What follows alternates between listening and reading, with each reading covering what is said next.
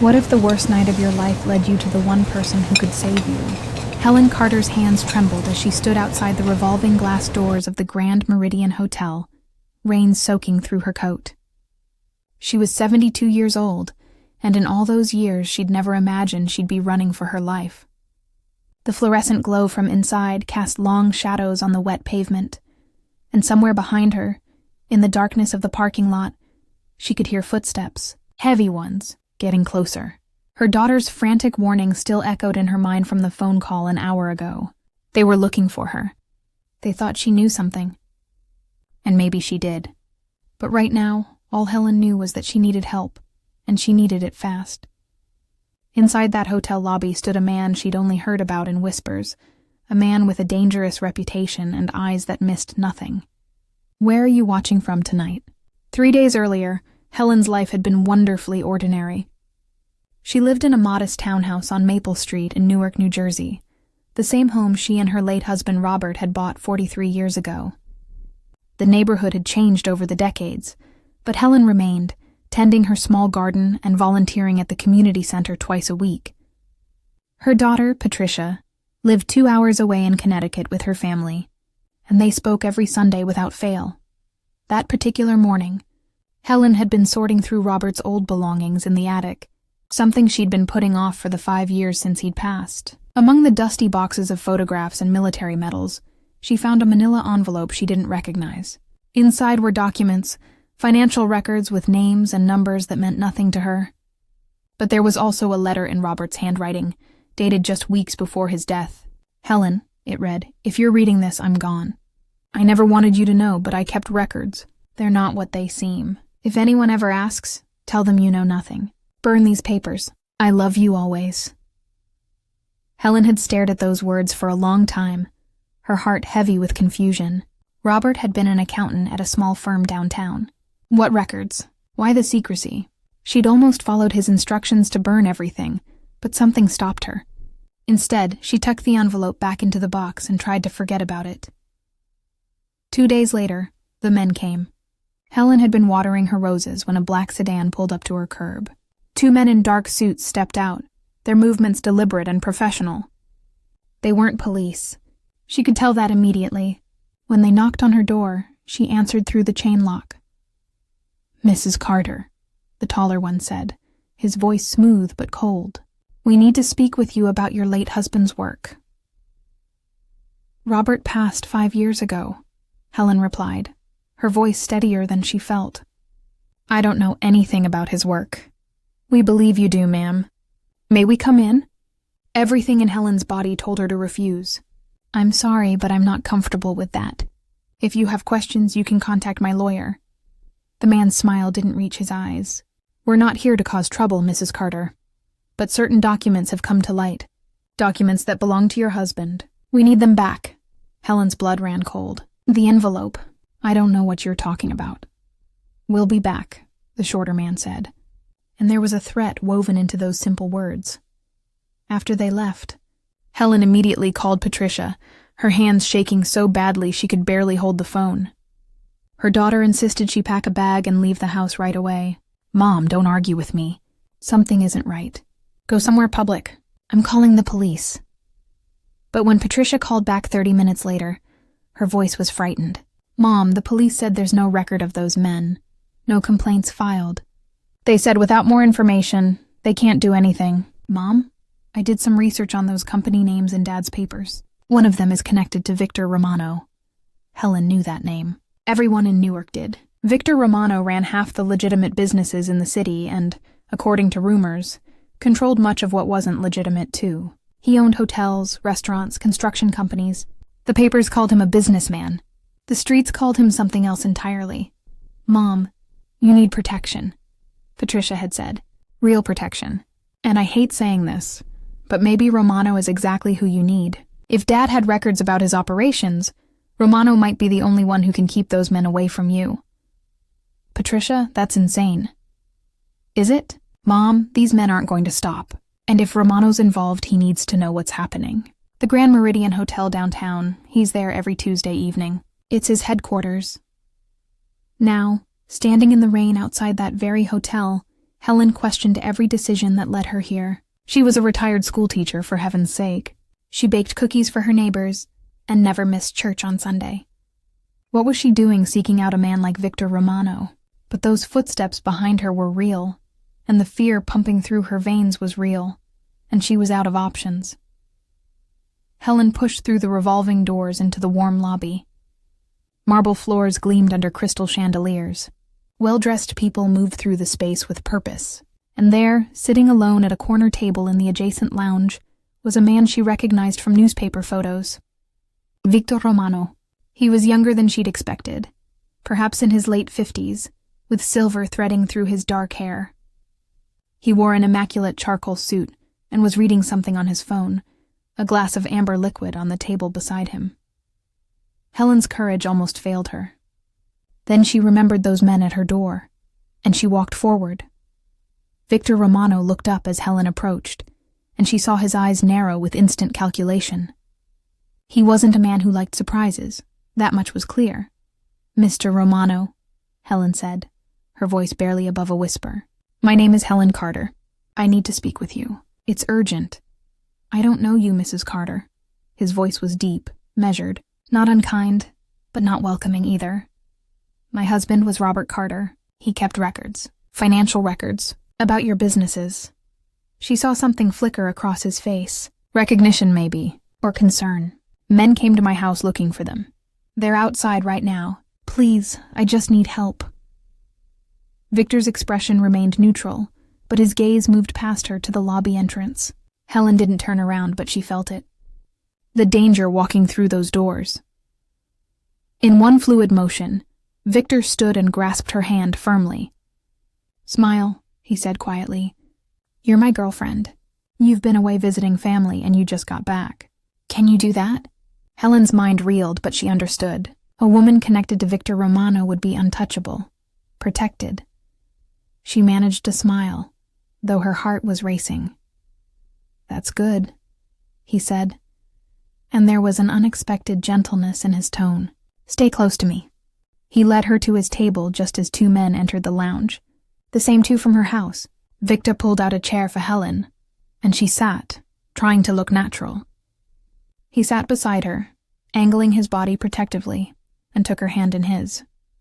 His palm was warm, his grip steady. "There they are," Helen murmured. "I see them." Victor raised his other hand, and within seconds, two large men in dark suits materialized from somewhere in the lobby. "Victor's men, the two who just walked in," he said quietly to them. "Find out who they work for. Don't let them leave until I say so." The men nodded and moved away. Helen watched as they intercepted the two strangers, their conversation too quiet to hear, but the body language unmistakable. A confrontation was happening. "They won't bother you now," Victor said, still holding her hand. "But we need to talk. What records did your husband have?" Helen explained everything as quickly as she could. The attic, the envelope, Robert's letter. She could see Victor processing the information, his jaw tightening slightly. "Your husband did accounting for one of my subsidiary companies 20 years ago," Victor finally said. "If he kept records from that time, they're old. But they might contain information that certain people would prefer stayed buried." He paused. "People I've spent years distancing myself from." "I don't understand." 20 years ago, I made different choices, Mrs. Carter. I was involved with people and operations I'm not proud of. I've worked very hard to go legitimate, to build something clean for my children to inherit. But the past has a way of lingering. He studied her face. "Those men aren't working for me. They're working for someone who wants to use those old records against me, or they want them destroyed. Either way, you're in danger because of information you probably don't even understand." Helen felt tears prick her eyes. "I just want to go home. I want my life back." For the first time, Victor's expression softened completely. "I know, and I'm going to help you. But I need you to trust me." "Can you do that?" She looked at this man, this stranger with a complicated past and a dangerous reputation. And she saw something in his eyes that surprised her. Honor, maybe? Or weariness that matched her own. "I don't have much choice, do I?" "No," he said honestly. "You don't. Those men won't stop coming. And now that you've come to me, They'll assume you and I are connected, which, by the way, was a smart move on your part. Dangerous, but smart. My daughter's idea. Your daughter's clever." He glanced toward the lobby where his men were still dealing with the intruders. "Here's what's going to happen. You're going to stay in one of my suites upstairs tonight. Tomorrow we'll figure out what to do with those documents. But there's something you need to understand, Mrs. Carter. If we're doing this, if I'm protecting you, we have to sell the story. People need to believe you're important to me, that you're under my protection for personal reasons." "You mean pretend we're together?" "Yes.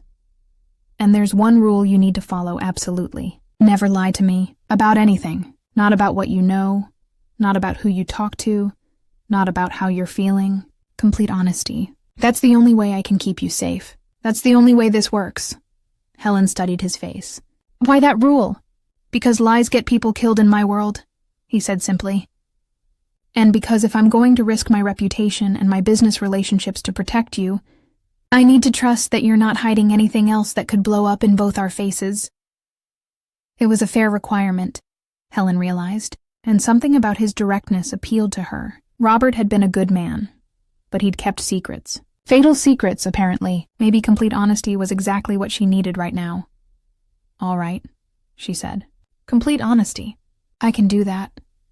Victor squeezed her hand gently, and Helen realized they were still holding hands, still playing their roles, but somehow it didn't feel entirely like pretending anymore. If this moment touched your heart, please give the video a thumbs up.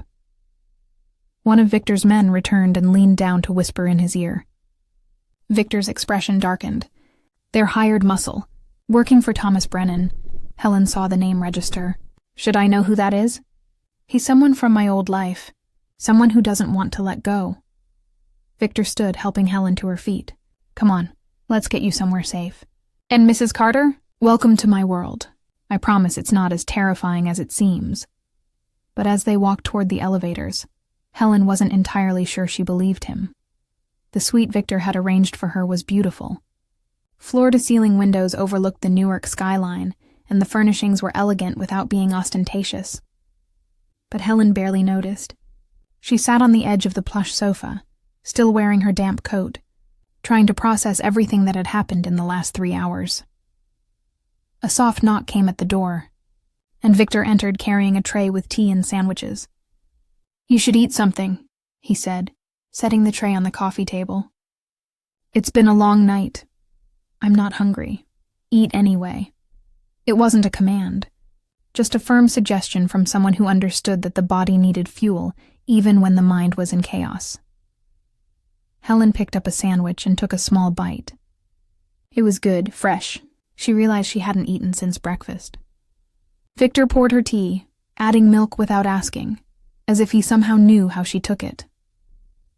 "Tell me about Robert," he said, settling into the chair across from her. The request surprised her. "Why?" "Because you loved him. Because he's the reason you're here. And because I need to understand who he was to know what he might have documented." So Helen talked. She told him about meeting Robert at a church social in 1978, about their wedding 6 months later, about how he'd worked so hard to provide for their family, about his gentle nature, his terrible jokes, the way he'd held her hand during Patricia's difficult birth, about the quiet life they'd built together, nothing fancy, but filled with small joys and deep contentment. "He sounds like a good man," Victor said when she finished. "He was. That's what makes this so hard. I keep thinking he must have had a good reason for keeping those records. Maybe he was scared. Maybe he thought someday they'd be important.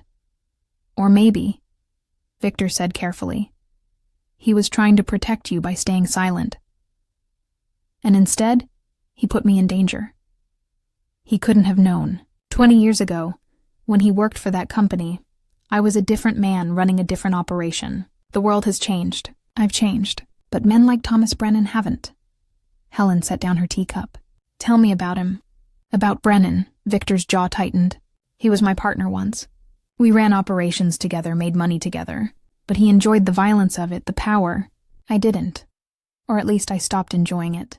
When my son was born, I looked at him and thought, what am I building? What legacy am I leaving? So I got out.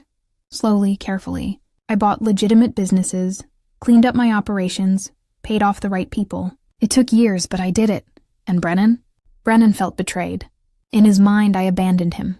Abandoned our partnership. He spent the last decade trying to pull me back in, trying to prove I'm still dirty. Your husband's records, if they contain what I think they do, would give him exactly the ammunition he needs. Not just to destroy my reputation, but to dismantle everything I've built.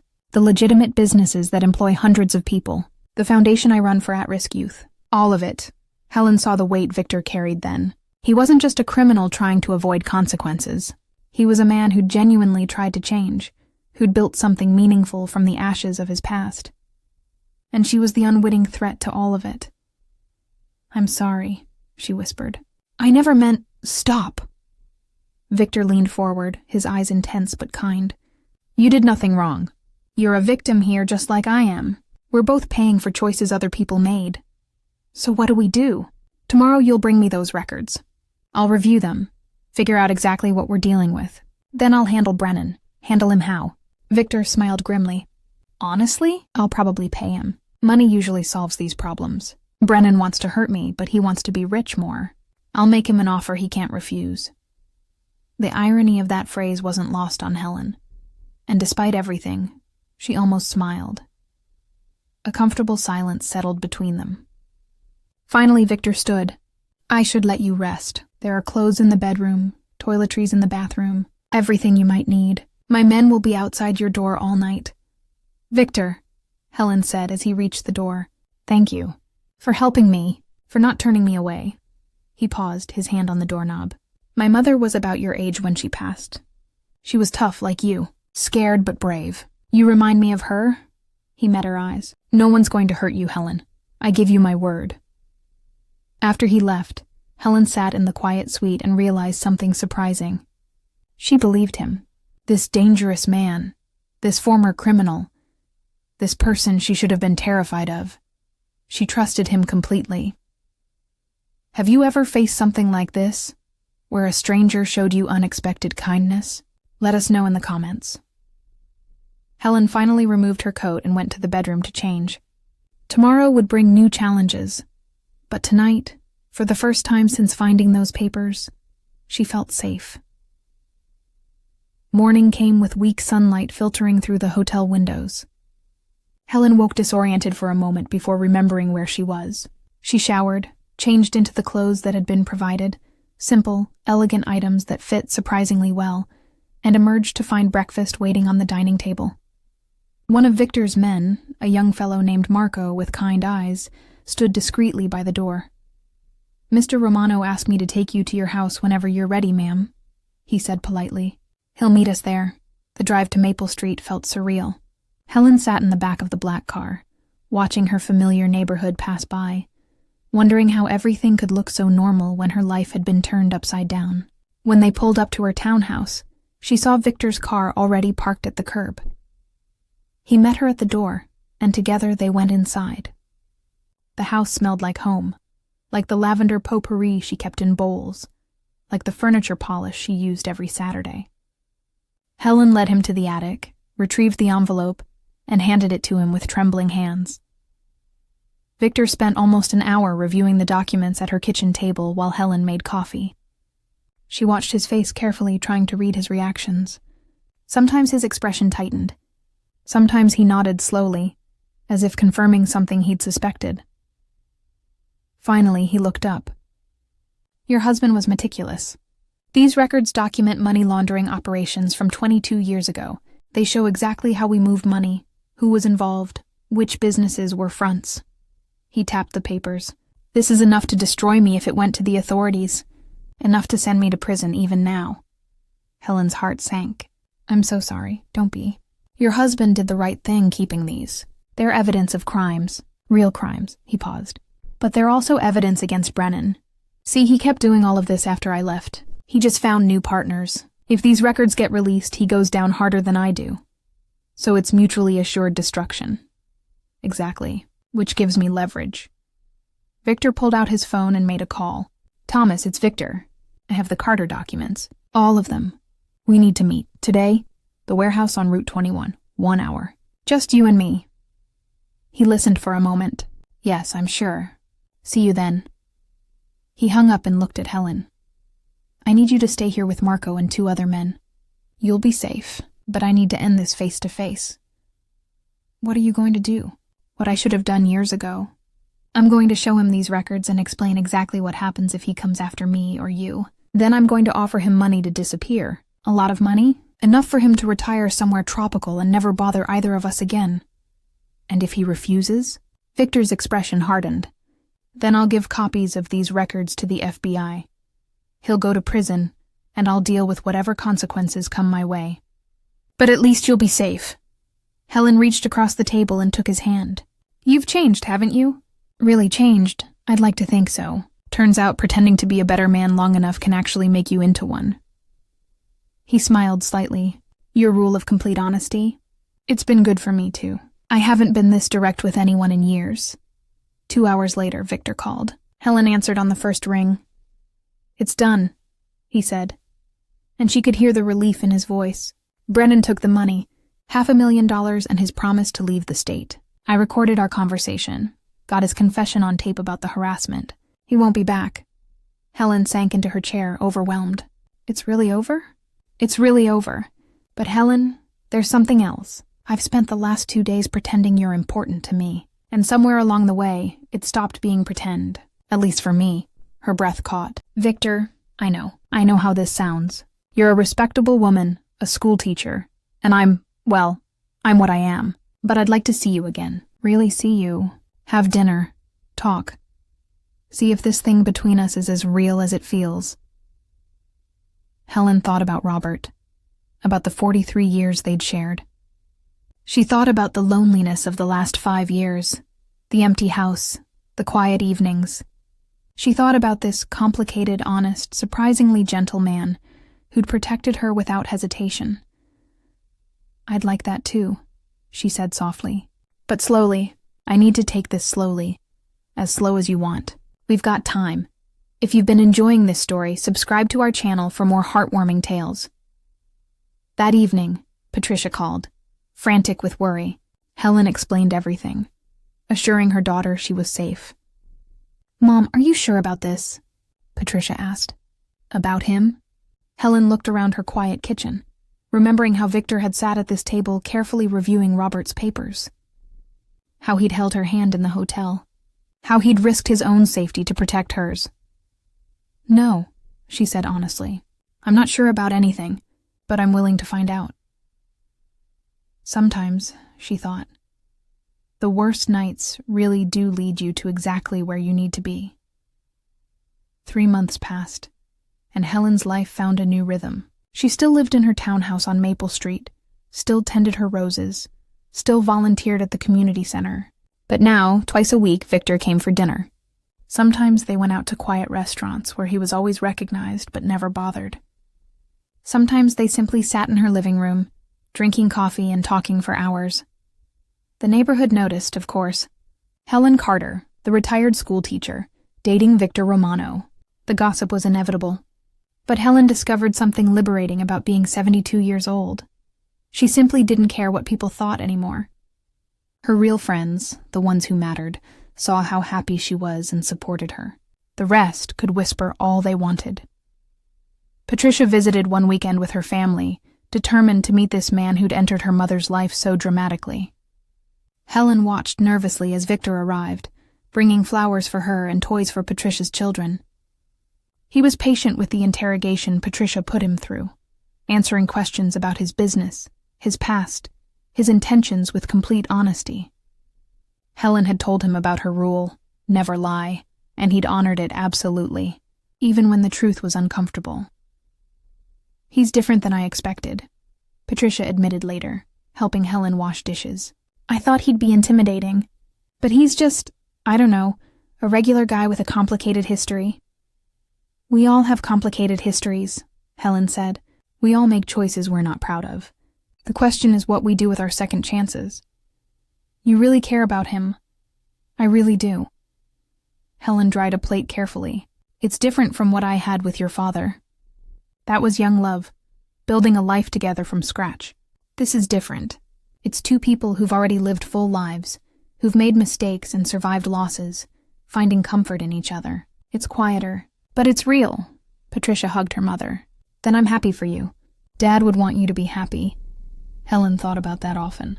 What would Robert think? She liked to believe he'd understand. After all, he'd kept those records, dangerous as they were, because he believed in doing the right thing even when it was risky. Victor was trying to do the right thing now, too. Maybe Robert would have recognized a kindred spirit. The anniversary of Robert's death came in November. Helen visited his grave as she did every year, bringing fresh flowers. Victor offered to come with her, but she told him this was something she needed to do alone. He understood without her having to explain. She knelt by the headstone, arranging the flowers carefully. I found your papers, Robert, she said softly. I know you wanted me to burn them, but I couldn't. They brought trouble, just like you feared. But they also brought something unexpected. Someone unexpected. She touched the cold granite. I hope you don't mind. I hope wherever you are, you understand that I'm not replacing you. I'm just learning to live again. The wind rustled through the cemetery trees, and Helen felt a sense of peace settle over her. The past would always be part of her, but it didn't have to define her future. That evening, Victor took her to dinner at an Italian restaurant he owned in the city. It was elegant but warm, with red leather booths and soft lighting. They shared pasta and told stories, his about growing up in Newark, hers about her early teaching years. I have something for you, Victor said after dessert. He pulled out a small envelope. Open it. Inside was a deed. To her house on Maple Street. I don't understand. When you came to me that night, you were vulnerable. Your house, it could have been used as leverage against you. So I bought it quietly, through a subsidiary company. You've been living there. But technically I owned it. I didn't tell you because I didn't want you to feel indebted or uncomfortable. He reached across the table, taking her hand. But you're not in danger anymore. And you should own your own home. It's yours again. Fully yours. Helen stared at the deed, emotions welling up. He'd protected her in ways she hadn't even known about. You gave me my home back. I gave you your freedom back. That's what you deserved all along. She looked at this man. This imperfect, honest, surprisingly tender man who'd walked into her life on the worst night she could remember. Your one rule, she said. Complete honesty. It did change me. I spent so many years not asking questions, not digging too deep. With Robert, with everyone. But you taught me that real trust, real connection, comes from being brave enough to tell the truth and hear the truth. You taught me something too, Victor said, that it's never too late to be the person you want to be. That past mistakes don't have to define you. That people can change, really change, if they want to badly enough. They sat in comfortable silence, hands clasped across the table.